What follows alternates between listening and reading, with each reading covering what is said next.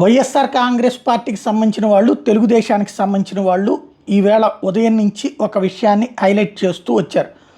అదేంటయ్యా అంటే, మంత్రుల సమక్షంలో సిసోడియా ఎవరైతే రిలీఫ్ కమిషనర్ ఉన్నారో, రెవెన్యూ శాఖ సెక్రటరీ, ఆయన కాలు మీద కాలేసుకుని కూర్చుంటే మంత్రులందరూ 1 by 1 అక్కడ కూర్చున్నటువంటి దీన్ని హైలైట్ చేస్తూ, ఇంతకంటే దుర్మార్గం ఏమైనా ఉందా, మీ మంత్రులకి మీ శాఖలలో ఇచ్చినటువంటి విలువ ఇది అన్నటువంటి.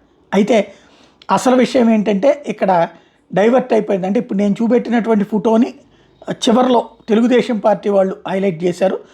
అసలు విషయం అయితే కనుక ఇదిగో ఈ ఫోటోని వైసీపీ వాళ్ళు వైరల్ చేసుకొచ్చింది. ఆయన కాలు మీద కాలేసుకుని కూర్చుంటే మంత్రులందరూ కూడా, హోంమంత్రి దగ్గర నుంచి అందరు మంత్రులు, మంత్రి నారాయణ, వీళ్ళందరూ కూడా వినమ్రంగా వింటున్నటువంటి దాన్ని పెట్టుకొచ్చి, అయితే దానికి వైఎస్ఆర్ కాంగ్రెస్ పార్టీ వాళ్ళు ఇదిగో ప్రభుత్వంలో మీ మంత్రుల పరిస్థితి ఇది అన్నటువంటి వాదనని తెర మీదకి తీసుకొచ్చారు.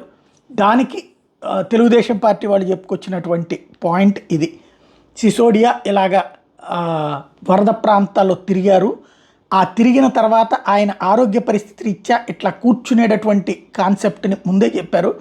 అలాగే అక్కడ రిలాక్స్డ్గా అందరూ కూర్చున్నారు. ఓ పక్కకి తిరిగి కూర్చున్నటువంటి దాన్ని తీసుకొచ్చి మడ్స్లింగింగ్ గేమ్ నడుపుతున్నారు. ఇందులో మంత్రులకి ఎలాంటి విలువ ఇవ్వాలో తెలుసు అన్నది. ఇక్కడే అసలు పాయింట్ గుర్తుపెట్టుకోవాల్సింది ఏంటంటే, తెలుగుదేశం పార్టీ హయాంలో మంత్రులు ఏ ఒక్కళ్ళు కూడా వివక్షకు గురి కావట్లేదు, అవమానాలకు గురి కావట్లేదు. అది గుర్తుపెట్టుకోవాలి వైఎస్ఆర్ కాంగ్రెస్ పార్టీ వాళ్ళు. ప్రతి మంత్రి దర్జాగా తమ అధికారాన్ని అనుభవిస్తున్నారు. అధికారులు వాళ్ళకి తగినటువంటి విలువ ఇస్తున్నారు. వైఎస్ఆర్ కాంగ్రెస్ పార్టీ హయాంలో ఏ మంత్రికైనా విలువ ఉందా? వైసీపీ హయాంలో మంత్రులు జస్ట్ కేవలం సలహాదారుల తరపున సలహాదారులు మంత్రి పదవులు చేస్తే, వీళ్ళు వచ్చేటప్పటికి ఒక పపెట్స్ లాగా పనిచేసినటువంటి వాళ్ళు.